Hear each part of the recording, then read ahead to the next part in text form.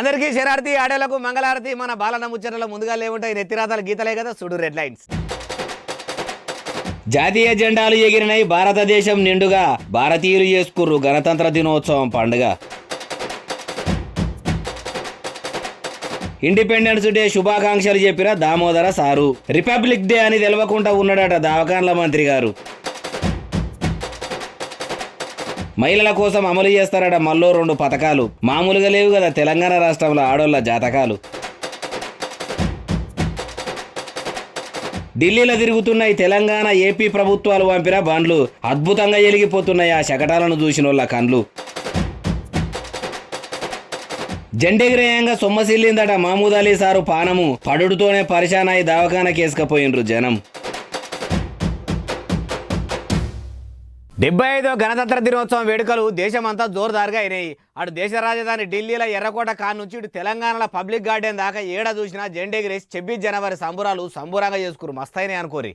ఢిల్లీలో రాష్ట్రపతి ద్రౌపది ముర్ము మేడము జాతీయ జెండాని ఎగిరేసింది. 26 జనవరి పండుగ నాడు సంబురాలు దిల్దారుగా అయినాయి. ఫ్రాన్స్ అధ్యక్షుడు ఇమ్మాన్యుయేల్ మెక్రాన్ పెదసూట మూలే హాజరు పడ్డాడు. పరేడ్ల 100 మంది మహిళలు జనగణమన పాట పాడిండ్రు. తెలంగాణలో కూడా గవర్నర్ తమిళిసై మేడము జెండాని ఎగిరేసింది. మలి సీఎం రేవంత్ రెడ్డి సారు ఎగిరేసిండు. గాంధీ భవన్ లో షెయి పార్టీలు, బీజేపీ ఆఫీస్ కాడ కమలం పువ్వులు, తెలంగాణ భవన్ లో బీఆర్ఎస్ వాళ్ళు జెండాలు ఎగిరేసి జెండా పండుగ చేసుకురు. ఏపీలో కూడా వైఎస్ఆర్ టీపోళ్ళు, తెలుగుదేశం వాళ్ళు, కాంగ్రెస్ వాళ్ళు, జనసేనోళ్ళు, ఉమ్మాడాక పార్టీ లీడర్లు అందరూ కూడా ఎవరి ఆఫీసుల ముంగడ వాళ్ళు గణతంత్ర దినోత్సవం పండుగను ఘనంగా జరుపుకురు. స్వీట్లు, మిఠాయిలు, జిలేబీలు పంచిపెట్టిరు. సర్కారు బడులలో కూడా ఆటల పోటీల్లో గెలిచిన పిల్లలకు బహుమతులు ఇచ్చిర్రు. పేలాలు, స్వీట్లు పంచిపెట్టిర్రు. దేశం కోసం ప్రాణాలిచ్చిన అమరవీరుల ఆశయాలు సాధిద్దాం, దేశ అభివృద్ధికి కృషి చేద్దాం. 75 ఏండ్ల బట్టి లీడర్లు ఈ మాటలను చెప్తూనే ఉన్నారు, జనం వింటూనే ఉన్నారు. ఎంతమంది అమరవీరుల ఆశయాలు సాధించిరో సాధిస్తురో అందరికి ఎరికే అంటారు భావి భారతీయులు.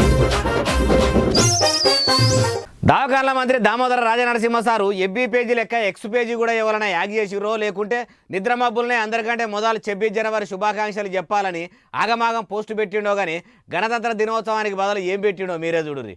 చూసిండ్రా, హ్యాపీ ఇండిపెండెన్స్ డే 2024 అని ఇంగ్లీష్ లో ఎక్స్లకి ఎక్కిచ్చిండు. ఇది రిపబ్లిక్ డే కదా, అగో ఇట్టెట్లా రాసిండంటే రిపబ్లిక్ డే అని ఫోటో అయితే బరాబరే అప్లోడ్ చేసిండు. గాని మీద క్యాప్షన్ రాసేటప్పుడు ఇంటోళ్ళు ఒర్రిచ్చిండ్రో లేకుంటే ఆఫీసు నుంచి ఫోన్ చేసి ఇంకా వెళ్ళి రాలేదా సార్ అని ఆగబెట్టిరో గాని సార్ అయితే స్వతంత్ర దినోత్సవం అనే రాసిండు. చూసిండ్రా, ఒక్క జెండా పండుగ 2 సార్లు వచ్చేసరికి రాజకీయం లీడర్లు కొందరికి ఎంత పరిశాన్ ఉంటుందో. ఓ ఆసుపత్రుల మంత్రి దామోదర రాజనరసింహ సారు అప్పుడప్పుడు పానం ఆగమాగం అవుతున్నదేమో, మనసు మంచిగుండేందుకు సర్కార్ దాతు మంచిగా చూపెట్టుకోరి అంటుర్రు ఎక్స్లో ఈ పోస్టు చూసిన కొందరు. ఇప్పుడు మాత్రం మీరు సారీ ఎక్స్ అకౌంట్ కొట్టి చూస్తే ఉండదు, పోస్టు డిలీట్ చేసిర్రు. ఉన్నదో లేదో కూడా చూడాలనిపిస్తే చూడుండ్రి, మీ ఇష్టం. జాతీయ జెండాకు అవమానం జరిగిందట. అగో దేశ ప్రజలందరూ ఎగిరేసినాక చెయ్యెత్తి సెల్యూట్ చేసి జనగణమన పాట పాడుతుంటే రెపరెపలాడే 3 రంగుల జెండాకు అవమానం జరుగుడు ఏందంటారా? అయితే మీకు వీడియోతో సహా చూపెడతా. చూసినాక ఇంతలా పర్వం ఉంటారా అధికారులు అంటారు. కావాలంటే చూడుర్రి.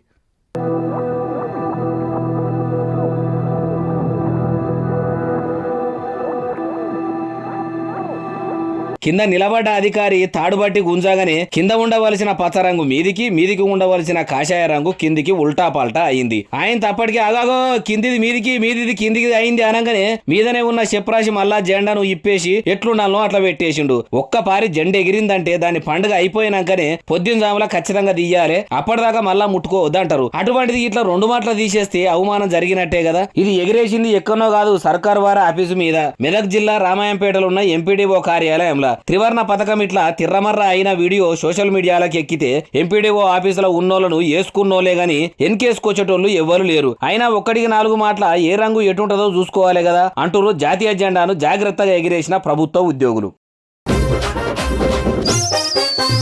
రైతు బంధు ఎప్పుడు పడుతుంది అని రందితో ఉంటున్న రైతన్నలారా, ఇక ఎప్పుడు పడుతుందో కూడా ఖుద్దు ముఖ్యమంత్రి రేవంత్ రెడ్డి సారే చెప్తున్నాడు, సీఎం సారే చెప్తున్నాడు. కాబట్టి మీ ఖాతాలకు సీదా యాసంగి పెట్టుబడి పైకం వడుడు గ్యారంటీ అంటున్నారు. నమ్మకం లేకుంటే రేవంత్ సార్ మాటలనే ఈనుండ్రి.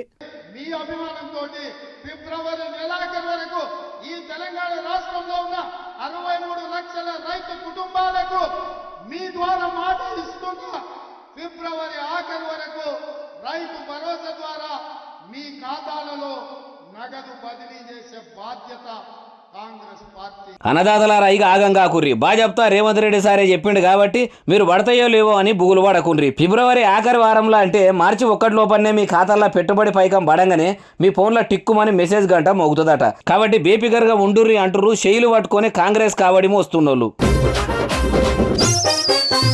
తెలంగాణ మహిళల కోసమే ఈ ఏడాది వచ్చిందా అన్నట్టున్నది కదా. లేకపోతే ఏంది, ఉచిత బస్సు ప్రయాణంతో మహిళలకు తొవ్వ ఖర్చులు మిగలబట్టే.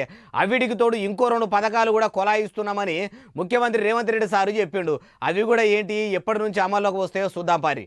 తెలంగాణ మహిళలు ఏ జన్మల ఏ పుణ్యం చేసుకున్నారో గానీ ఈ జన్మల మాత్రం ఈ కాంగ్రెస్ సర్కార్ల ప్రభుత్వం పథకాలు మంచిగా అందుకుంటురు. ఫ్రీ బస్సు ప్రయాణంతోనే ఉచితంగా ఊర్లు తిరుగుతుంటే దాని జతకు మళ్ళా మహిళలకు 2500 చొప్పున వాళ్లకు అందేటట్టు చూస్తామనుకొచ్చిండు రేవంత్ రెడ్డి సారు. అట్లనే గృహలక్ష్మి పథకానికి కూడా అర్హులైన ఆడేళ్లుంటే వాళ్ళకు కూడా ఇందిరమ్మ ఇండ్లు కట్టిస్తారట. ఇప్పటికే ఉన్నోళ్ళు లేనోళ్ళు అందరూ కూడా అభయస్థం దరఖాస్తులు పెట్టుకుని అందులో కూడా ఆ పథకాలకు అర్హులైన వాళ్ళు ఉంటే మట్టుకు వాళ్లకు పిలిచి మరీ నెలకు 2500 ఇచ్చి మరీ ఇండ్లు కట్టిస్తారట. ఎక్కువ దినాలు ఏం పట్టది, ఫిబ్రవరి మొదటి వారంలోనే అమలు చేస్తారట. ఇక ఇది చూసినాక అదృష్టం అంటే తెలంగాణ మహిళలేదే. తెలంగాణలో ఆడబిడ్డలుగా పుట్టకపోయినా కనీసం ఆ రాష్ట్రానికి కోడళ్ళన్నా కాకపోతే అనుకుంటూరేమో తతిమ రాష్ట్రాలలో ఉండే కొందరు మహిళలు. కాంగ్రెస్ సర్కార్ ఖజానాల పైకం బాగానే ఉన్నదా ఎట్లా అంటే, పాత సర్కార్ గల్లపెట్టెను ఏడిది ఆడికి ఊడ్చుకపోయినా ఎవ్వలకు జీతాలు ఆపకుండా అన్ని పథకాలు అమలు చేస్తామంటున్నాడు ముఖ్యమంత్రి. మరి ఏ శాఖలకెళ్లి పైకాన్ని మలిపి ఈ పథకాలు నడిపిస్తాడో సారికే తెలుసు అంటున్నారు ఈ ముచ్చట తెలిసినోళ్ళు.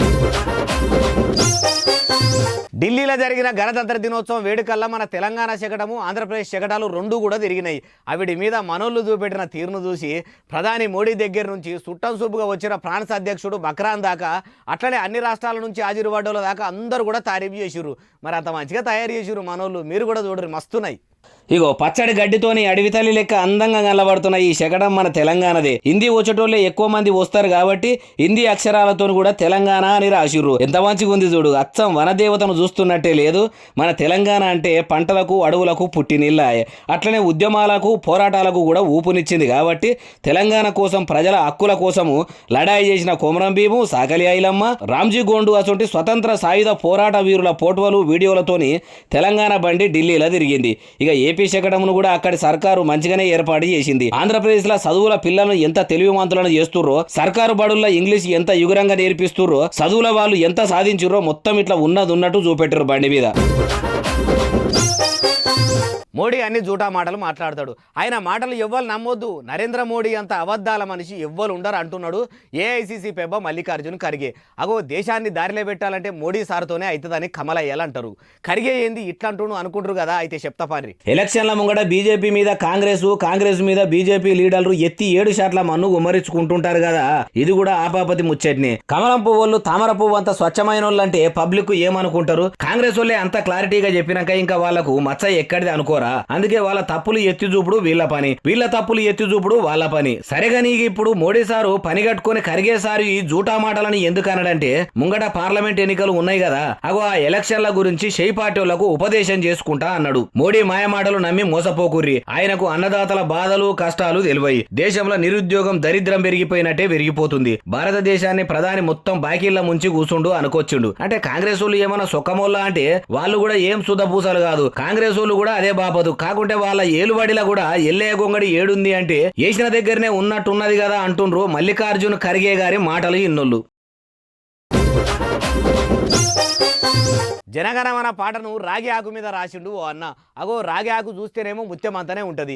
జాతీయ గీతమేమో చాలా పెద్దగా ఉంటుంది. అక్షరాలు కూడా బాగుంటాయి. అన్ని కూడా ఆకు మీద ఎట్లా పట్టినాయి, ఎట్లా రాసిందంటే అందుకే కదా మన బాలన ముచ్చట దాకా వచ్చింది. చూడుండ్రి మీరు కూడా మస్తు రాసిండు. దూరమాగిన మామిడి పండు లెక్క మాగిన పొద్దు పొడుపు నడమలా చూస్తున్నా ఈ ఆకు మీదనే చిన్న చిన్న అక్షరాలను చిత్రంగా గీసిండు రాసిండు. జాతీయ గీతం మొత్తం జాగ్రత్తగా అక్షరం పొల్లు పోకుండా ఎక్కిచ్చిండు. ఇంత చిన్న ఆకు మీద అంత పెద్ద జనగణమన పాటను రాయాలంటే ఎంత కష్టం ఉంటది చెప్పుర్రి. పేపర్ మీద రాస్తే కూడా ఇంత మంచిగా రాదు కావచ్చు. ఇది వేసింది ఎవరో కాదు, మన తెలంగాణ బిడ్డనే. పేరు శివకుమార్, సంగారెడ్డి జిల్లా నారాయణఖేడు నియోజకవర్గంలో అనంతసాగర్ అనే ఊర్లుంటాడు. ఆకుల మీద ఇట్లా పండుగలు పబ్బాలకు పేర్లు డిజైన్లు దించి వీటిని ప్రజలకు చూపెడుతుంటాడు. ఇప్పటికీ ఇట్లా బొచ్చడు రాగి ఆకులకు రామసక్కని రూపాలు ఇచ్చిండు. ఇప్పుడు ఇట్లా జాతీయ గీతం. శివకుమార్ కు మంచి టాలెంట్ ఉంది అంటారు. ఇట్లా ఈయన ఆకుల మీద ఆర్టులు చేస్తుంటే చూసినోళ్ళు. సిక్కలతోనే జాతీయ జెండాను చేసిండు ఓ అన్న. ఏమే బాలన్న, జెండా నొవ్వలైనా దారం పోగులు పోత పోసి బట్టతోని తయారు చేస్తారు కానీ చిక్కలతో తయారు చేసుడు ఏంది అంటారా? నిజముల్లా నిజంగా చిక్కలతోనే చేస్తున్నాడు, కావాలంటే మీరే చూడుర్రి. చూసినరా సాలుపూత సకినాలు ఒడియాలు ఎండబెడుతున్నట్టే ఒక్కొక్కటి సాలుపూత నిలబెడుతుండు. వీటితో జాతీయ జెండాకు రూపమిస్తున్నాడు. అన్ని కూడా వరుసగా వేర్చినాక ఇగో చూడుండ్రి జెండా ఎంత ముద్దుగా తయారైందో. నడమల అశోక చక్రం కూడా పెట్టిండు. ఇంత మంచిగా తయారయ్యేందుకు ఎన్ని పైసల చిక్కలు పట్టినవో తెలుసా? 33,000 చిల్లర బిల్లలు. అన్నింటి బాగానే పోగేసినావు, ఎట్లా సాధ్యమైందంటే చిక్కలు సేకరించుడు మన చేతుల గల్ల పని. కానీ ఈ జెండాను ఎగిరేసేదందుకు ఎందరో భారత వీరులు ధనమాన ప్రాణాలు కూడా త్యాగం చేసిర్రు. వాళ్ళ త్యాగాల ముంగట ఈ సేకరణ ఓ లెక్కన అనుకొచ్చిండు. దేశం అంటే ఎంత ప్రేమ ఉంటే ఇంత మంచిగా దించుతాడు చెప్పుర్రి అన్నట్టు ఈ వీడియో ఏడికెళ్ళి వచ్చిందో చెప్పలేదు కదా. సిద్దిపేట జిల్లా గజ్వేల్ నుంచి. ఆర్టికల్ 370 రద్దు తర్వాత కూడా జమ్మూ కాశ్మీర్లో ఎట్లున్నది? మునుపటోళ్ళనే ఉగ్రవాదులు దాడులు చేస్తేందుకు గోతికాడి నక్కలోనే ఎదురు చూస్తున్నారా అని ఎవరికి అనుమానం వచ్చి అడిగిర్రట. ఆ ముచ్చట కేంద్ర హోంమంత్రి చెవుల పడంగానే ఆర్టికల్ 370 రద్దు తర్వాత ఎట్లున్నది ఏం కథ మొత్తం చెప్పుకొచ్చిండు. ఆర్టికల్ 370 రద్దుగాక ముందు దాకా కూడా ఉగ్రవాదులు ఇష్టం వచ్చినట్టు ఊగిపోయేటోళ్ళట.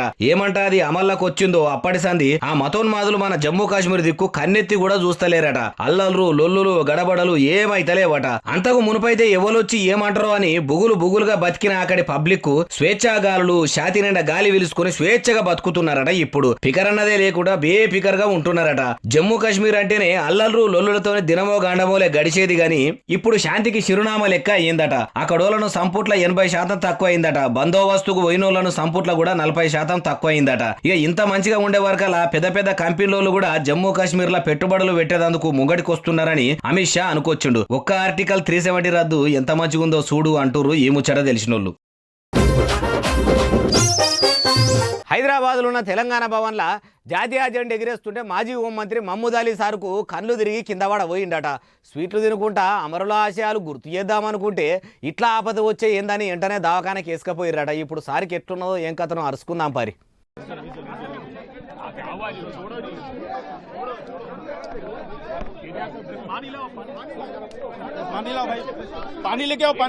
అయ్యో పడ్డాడంటే లేస్తలేడు. పట్టుకునేటోళ్ళు పట్టుకుంటారు, శైలు రాసేటోళ్ళు శైలు రాస్తుర్రు, నీళ్లు తెమ్మనటోళ్ళు నీళ్లు తెమ్మంటుర్రు. ఉన్నట్టుండి ఏమైందో రాత్రి తినకుండా ఖాళీ కడుపుతోనే వండుకుండో పొద్దుగాల నాస్తా గిట్లా చేసి వచ్చిండో లేదో కళ్ళు తిరిగినట్టున్నాయి, చక్కెర వచ్చినట్టు అయింది. ఆయనత కింద పడుతోటే ఇట్లా పట్టుకున్నారట. బీఆర్ఎస్ లీడర్లు అందరూ కూడా బిరాన దవాఖానకి వేసుకపోయిర్రు. డాక్టర్ కు చూపెడితే ఏం కాలేదు, జర పెద్ద మనిషి కదా ఏజు మీద పడ్డా కొద్దీ అప్పుడప్పుడు ఇట్లనే అవుతుంటది, ఏం పికర్ పడవలసిన పని లేదు అనగానే మహమూద్ అలీ సార్కు ఏమైతుందో అని కంగారు పడ్డ కారుకర్తలు అప్పుడు షాది నిండా నిమ్మలంగా గాలి వీలుసుకుర్రట. మహిళలకు ఏమంట ఉచిత బస్సు ప్రయాణం పెట్టిరో అప్పటి సంది ఒక్క మహిళ కూడా ఆటోల్లో ఎక్కుతనే లేదట. మా నోట్లో పెండ తట్టేడు మన్ను పడ్డట్టు అయ్యింది. మా నోటికాడి బువ్వను ఆర్టీసీ గుంజుకొనేది తింటున్నది. మాకు న్యాయం చేయాలని ఆటోలని బంద్ పెడతామని ఆటో సంఘాలు అంటున్నాయి. ఎప్పటి నుంచి బంద్ పెడతారో ఏం కథనో మొత్తం అరుచుకుందాం పారి.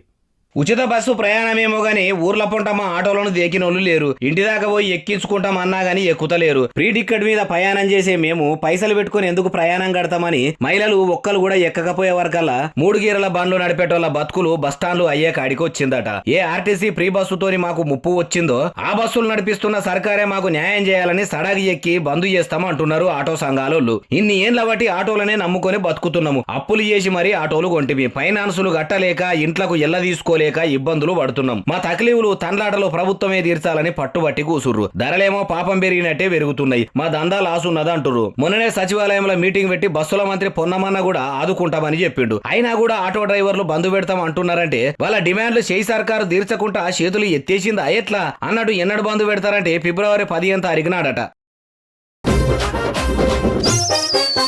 ఇగో ఇవి ఇలా నేను తెచ్చిన ముచ్చట ఎట్టునే అసలు నెలే మలమల తెస్తానే ఉంటా. మీరు మాత్రం చూస్తూనే ఉండాలి మన ఛానల్లో. ఉంటా మరి సెలవు శనార్థి దండం పబ్బతి ఇంకేమని ఉంటే అన్ని.